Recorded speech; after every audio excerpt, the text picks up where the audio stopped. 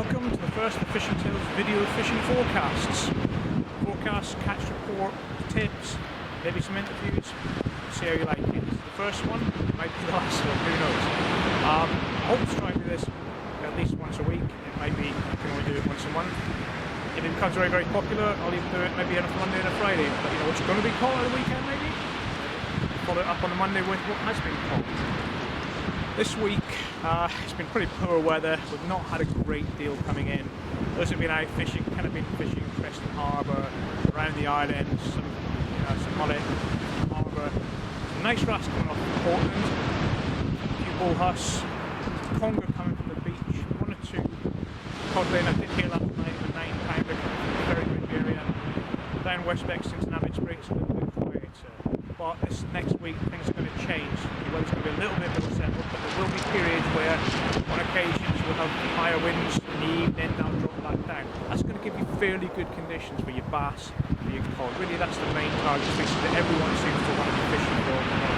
There are other species around. There's quite a lot of conger, some really big ones. I know over the past month it's one up to 44 pounds. I was fishing here last weekend, friend. The guy next to him had a string of conger, one after the other. Nothing bigger than 8 pounds, but you know, it certainly keeps you going throughout the day. What I hope to do throughout the shows, if they continue, is to have guest appearances. Today I've got Chris Ponsford, who is better known as a freshwater fisherman, well known in the barbel world. He works as a fishing guide, a water bailiff. He's also a professional photographer, and he works for Corals Consultant. So we're going to talk to Chris in a little bit. What I'd just like to say as well is hopefully we're going to do some fishing tips, probably be interspersed with some still photographs, but no, let's see how we get on the first one. What I really want is your feedback. If you think this is rubbish, you don't want me to do it, let me know. I don't want to waste my time, I don't want to waste your time, you don't want to watch it. Hopefully this is something that people will either download as a podcast on the way to work, sitting in the evening, on their mobile phones. Might be a bit easier to read than my blog. I'll put it alongside the blog as well, so people can see what's happening, a little bit more interactivity. But please let me know if you like it. Continue. If you don't, stop it. Anyway, behind me is Chris. Hopefully he's going to have a few words with us. So let's go and have a quick word with Chris. So Chris, you're a bit of a specialist in barbel, freshwater man.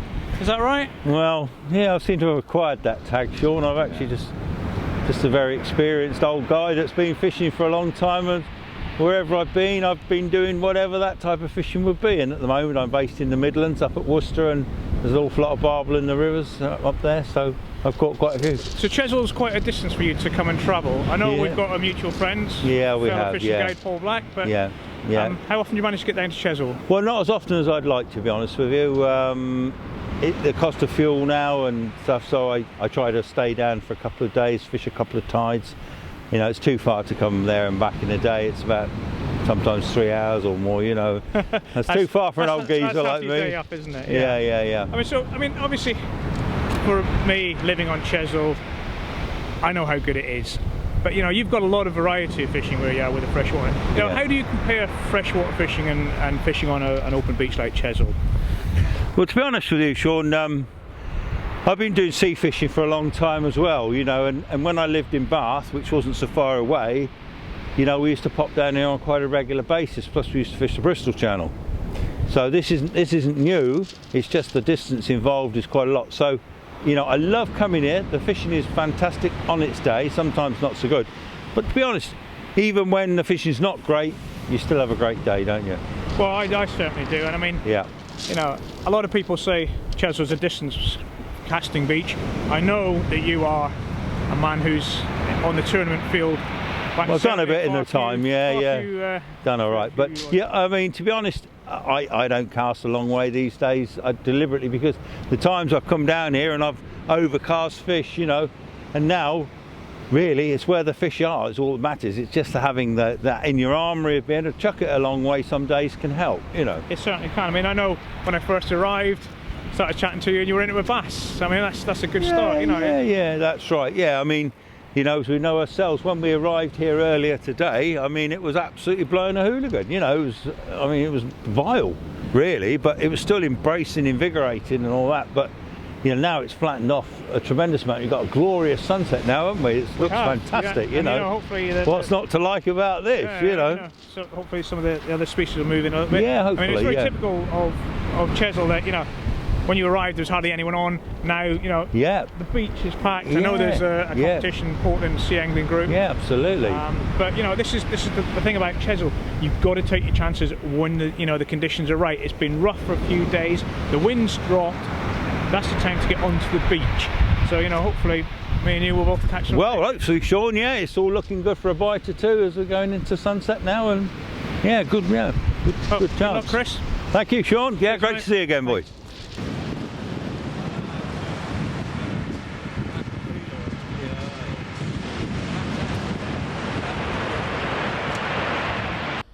As I mentioned to you earlier, I want to do a tip of the week, if I can. This week, I'm going to show you one of my favourite shore rigs for cod and bass. It's very, very simple. It's a pulley pennel. Pennel being 2 hooks. I'm using 5-ounce breakaway with an impact shield on it. And what I've got is this just attached to a little swivel link. Now this is a little bit special because instead of it just being a swivel, it's got a little bead on it, and what it does is it prevents the line twisting so much. So it's just a little addition that helps out, or when you've got this rig on.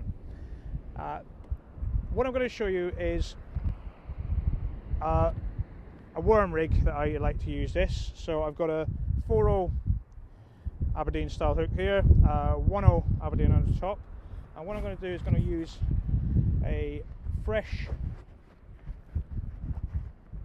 black lug, also known as slaps. The reason they're known as slaps is if you just give them a slap against your hand or a surface, all of a sudden they come to life. So they sort of fill up and become a lot stiffer. Makes them easier to put on, and also a little bit more lively, although not lively like a ragworm anyway. So what I'm going to do, I'm just going to mix this with some normal blow lug. So I'll take a couple of blow lug, put that down, and I'm going to slide on the first of the worms, first blow lug. And what I like to do, I like to put it on tail first. That's unusual for a lot of you, but just for me, it just adds a little bit added attractant, I think. Put one on, slide it all the way up the line. Get your black lug, again tail first, and slide that, feed that all the way up the hook so you've got it completely covered in the hook, apart from the little tail at the top. Onto the hook, and then your final lugworm. Some people put 3 or 4 lug on either side, or you can tip it with squid or mackerel, but this is just purely lugworm. So now you've got a nice long bait. And all I'm going to do is just push it down a little bit, but making sure that the hook point on the bottom hook remains uncovered, and then take your top hook, which is free flowing, and just wind it 1, 2, 3 times, and that locks it in position. Now what's this going to do is going to stop the bait sliding up, but it also stop it sliding down. And then if a fish takes it from the top or the bottom, they're going to get hooked. And there you go. Simple pennel rig with 3 lugworm, 2 of them being blow lug, on a pulley pennel rig. So I'm just going to cast that out and hopefully catch fish. While I've still got some light left, let me talk to you about what we're like to catch this week. We've got variable wind conditions. They're up and down, nothing like we've seen in the past week or so, but we're still looking at maybe 20, 22 mile an hour in some days, so that will kick the water up. But I think the water colour is going to drop, so that may mean that we still get some of the species that are around from the summer. There's still bream around, I know, because we've been having bream type bites. With the clear water, they should be able to get sight of the baits and maybe catch something. There's still smooth hounds around, there are conger, there's definitely bass, possibility of codling. Towards the end of the part of the week, the tides are going to build again, better conditions. Midweek, not so good, but who knows. Mackerel, if the conditions clear enough, there's definitely going to be mackerel around, and definitely garfish. This time of year, November, the pollock arrive Chesil area. Chesil Cove, all the way to Ferry Bridge. They're all along the beach, but that area tends to be the best for them. I've had double figure pollock off the beach, not for a long time, but I haven't really fished that hard for them in November for a good few years. Mullet are also around on the beach. Absolutely fantastic. They're starting to move out of the harbour. There's very few left in the harbour. Had a look around Weymouth Harbour this week, one or two around the boats. A few people that are still fishing for them. Not sure it's quite worth it. I might have one last go before they've all gone. But where they're moving to at the moment is off the bill, off the beach, and they're really, really feeding to put some weight on.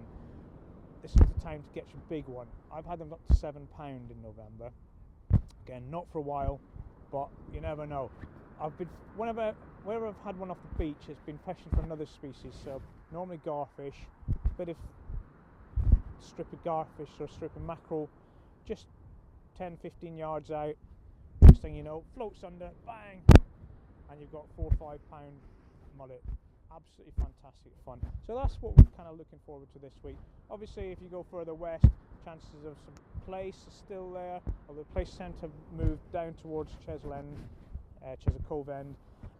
The other end, I've heard that there's still some sole around. So, you know, if it calms down enough, you might get a chance for sole. Whiting normally show towards the western end of the beach as well, so Abbotsbury, Cogden, West Bexington. If you're down that way, you know, night session, good chance of an early whiting.